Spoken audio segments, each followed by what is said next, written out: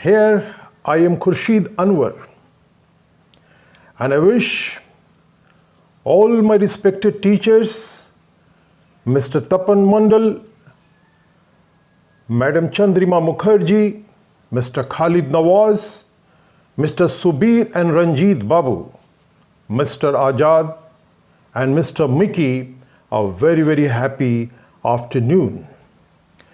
Here we are in a virtual meeting to discuss from the school management's point of view the duties and responsibilities of a teacher while conducting online classes.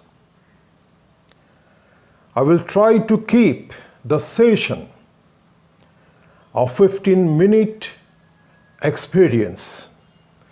Therefore, let us move directly to the topic. We all know Confucius as a great educator. He said, the most fatal thing for a teacher is unpreparedness.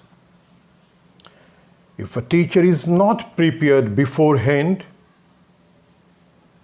I mean before arriving in his or her classroom, the teacher is bound to create a fatal situation in which not only the teacher's reputation is compromised, hampered and abused, but at the same time it damages the interest of a student. So unpreparedness is the thing that at any cost must not be allowed to go into the classroom with a particular teacher. We must get rid of any chance of being not prepared. Here I would like to remind my respected teachers that once Frederick Herbert is known to have considered turning a classroom experience boring as a sin. If a teacher is turning a classroom experience for his students as boring, the teacher is committing a sin.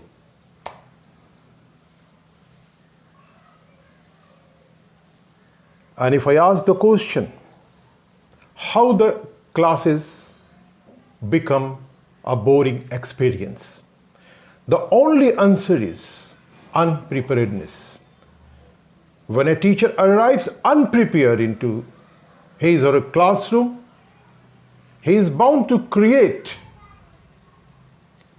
a boring environment, a boring ambience in his classroom. And that is the thing in pedagogic language is a sin. So the whole session is about how to avoid this sin. And if we want to avoid this sin, we must agree with the fact that before arriving into the classroom, the teacher must be prepared with certain things that I will come on just after a while. For this session, I have taken references from the work of three eminent educationists. They are Edgar Dale, an American educationist and internationally renowned pioneer in the utilization of audio-visual materials in instruction. Then Martha L. King, an American educationist and a renowned leader in the development and study of informal classrooms. I consider online classrooms as informal. So from the writings of Martha L. King, we may draw references to conduct informal classrooms. Finally, John Frederick Herbert, I have introduced him just a little before.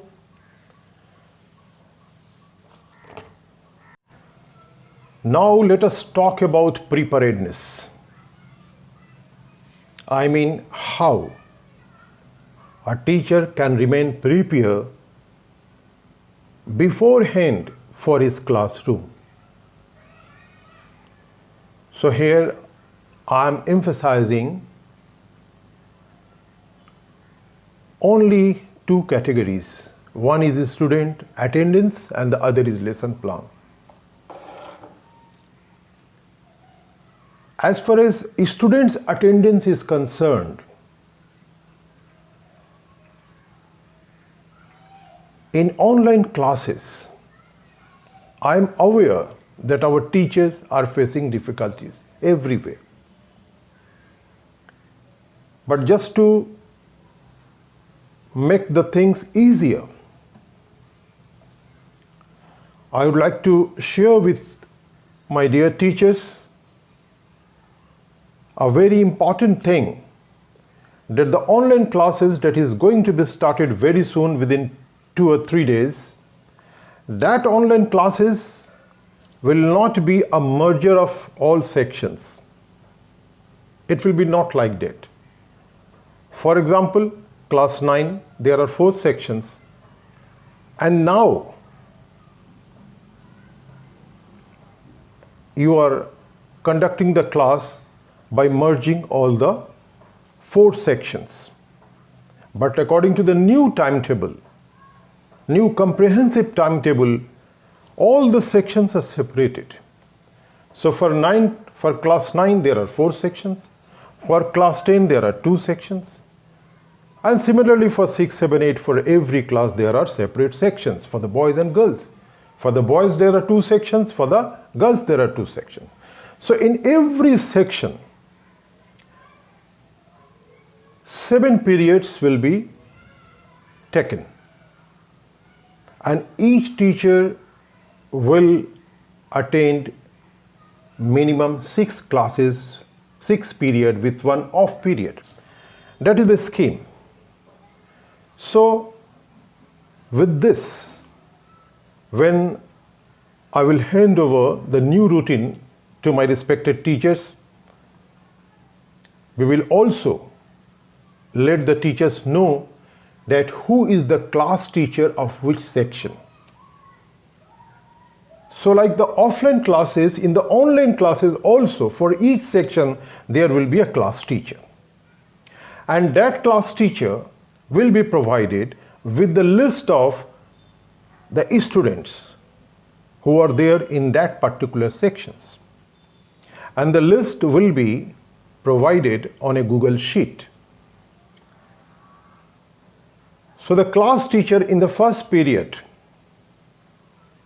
is expected to write just by the side of the student's name under the date category, A for absent and P for presence.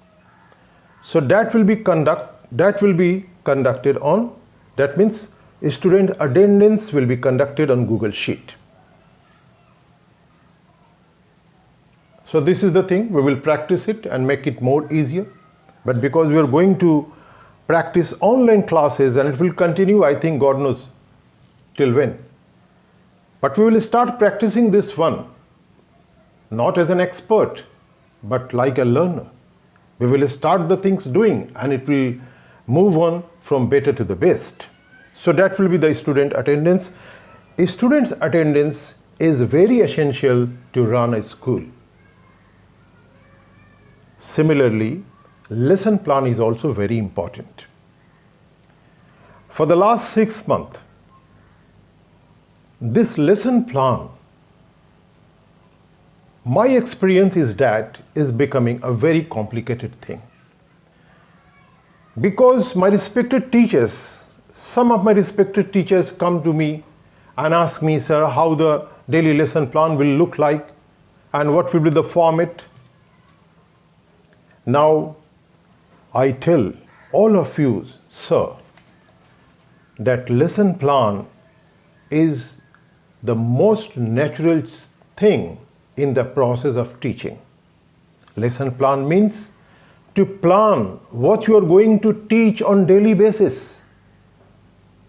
You must have a plan that you are going to attain a period for the subject mathematics. So you are not going to teach the whole thing about mathematics in a period. You know that you are going to teach just a portion of the subject mathematics in a period. That what is that portion you know better than any other else, because you are a mathematics teacher. And this is equal to all subject teachers. If you are going to the classroom, you are the first person to know what you are going to teach. That what must be recorded. So here is a format. Write the period 1, class 5, section B, subject mathematics, and the title or detail of the lesson. That will be the daily voice. Write the day and date, and you just prepare a record like this. So that will be everyday record, because you are getting 5 periods, so you can write 5 periods there in 5 different classes, 2 or 3 different subjects, and then the title of the thing. So this is very easy. If you are maintaining all these things, I think the lesson plan will be ready. So that is the lesson plan. And one day before conducting your share of periods, I request you to submit daily lesson plan immediately after the end of the school, after the classes are over. For example, on Thursday, when the classes are over, take extra 15 to 20 minutes and then write what you are going to teach the next day. When you are writing in this format, at least the things will be ready for the next day. Next day daily plan is ready. You just send me, just email to me.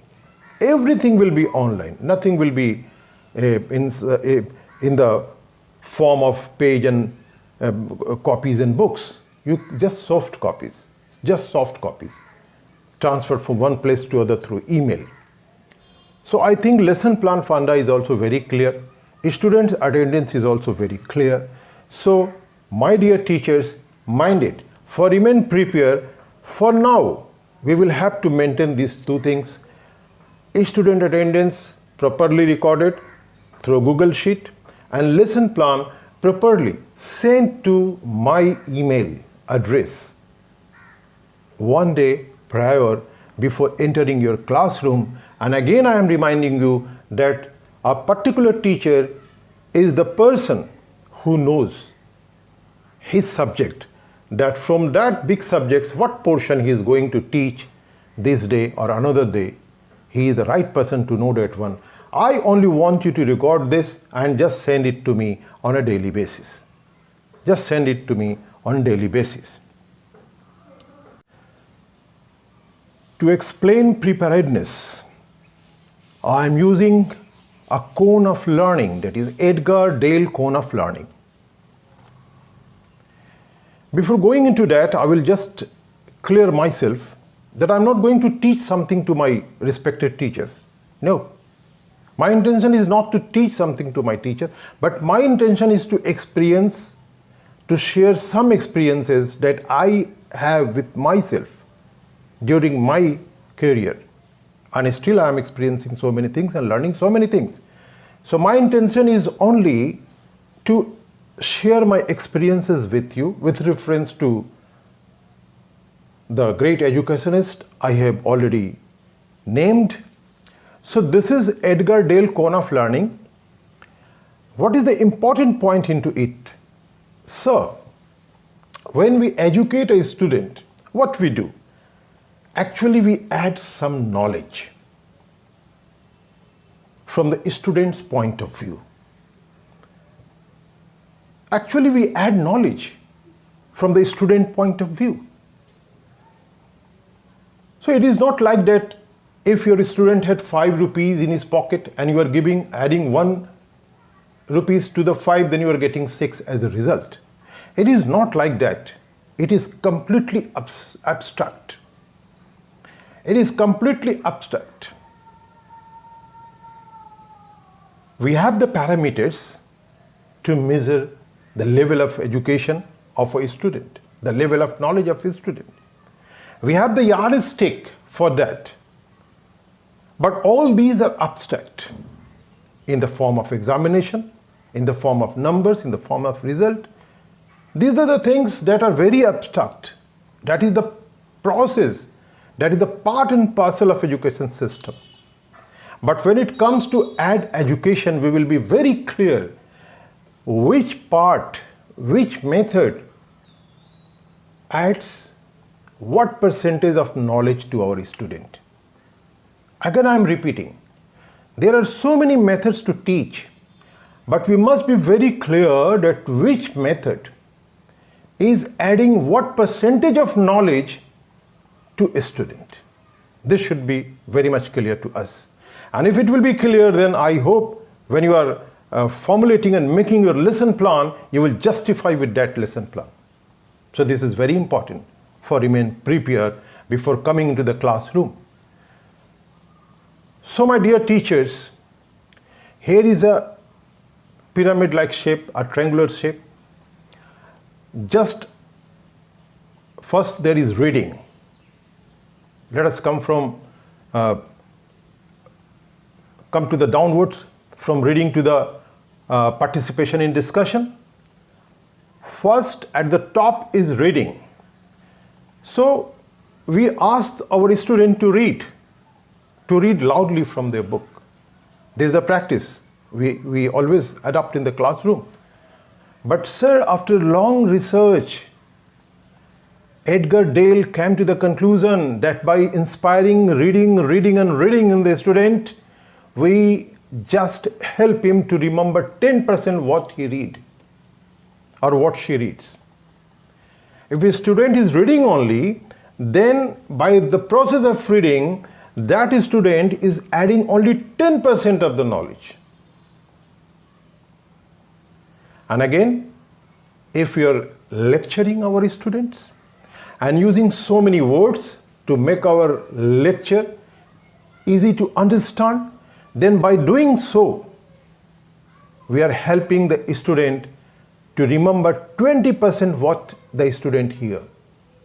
So by way of reading, we add 10% knowledge to a student, and by way of lecturing, and at the same time caring the use of words that makes the things easier for understanding the thing, then we add 20% to the knowledge of the students.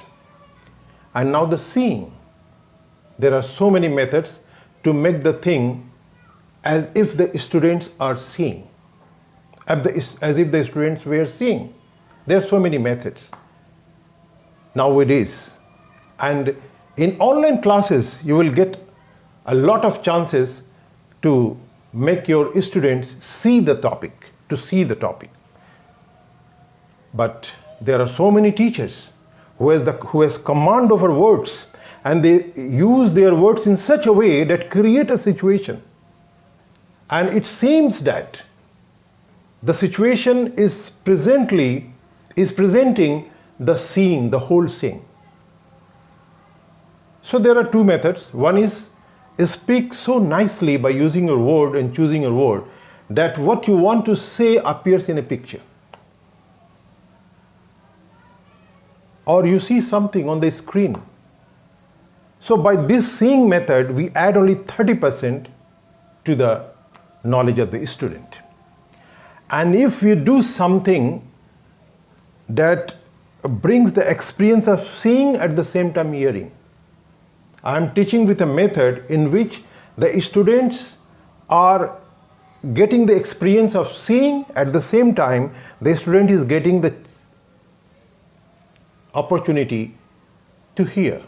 So if the both are coming together, that means we are imparting, we are helping the student to add 50% knowledge. And now the last one is participation in discussion. So discussion is very important, but unfortunately this part is avoided in so many schools. I want this part we must bring this part to our lesson plan, discussion. So discussion is what? Discussion is something that is in discussion all the four elements are there. Reading is there, hearing words is there, seeing is there, watching a demonstration is there. So discussion is a package with four different methods into it. So when we are discussing, we have book in front on the table and we refer to the lines also. When we discuss, we use words and make students to hear the explanations. When we discuss, we try to present something on the screen. We try to present our words in such a way that it look like a picture. When we discuss, we demonstrate also. We use our hands and mouth and eyes and all the things we have, expressive qualities, we use them. So when we are discussing, we are using the method of reading, hearing words, seeing, watching a demonstration. We are using all these things. So discussion is very important. And by doing discussion, you are helping a student to remember 90% what we say and what we do in the classroom. So let the discussion be the part of your lesson plan. I think the message is very clear that when you are making your lesson plan, you be conscious that which method you are applying, in what proportion. If you are only reading and reading, that means you are only adding 10%. If you are only lecturing and lecturing, you are adding only 20% knowledge. If you are only trying to demonstrate things on the screen and all the things, you are only adding 30%. If you are only trying to help your student to see the topic and to hear the topic, then you are helping them to add 50% to their knowledge. But you are discussing the topic, then of course you are helping them to attain the ultimate benefit of teaching. So when you are teaching, if you want to make your students to benefit from your method of teaching in an ultimate way, in the maximum way, then you will have to adopt this method of participation in discussion. Finally, I would like to request my teachers that they must learn the use of online platforms available in the educational field. In our case, it will be Google Meet. Thank you very much.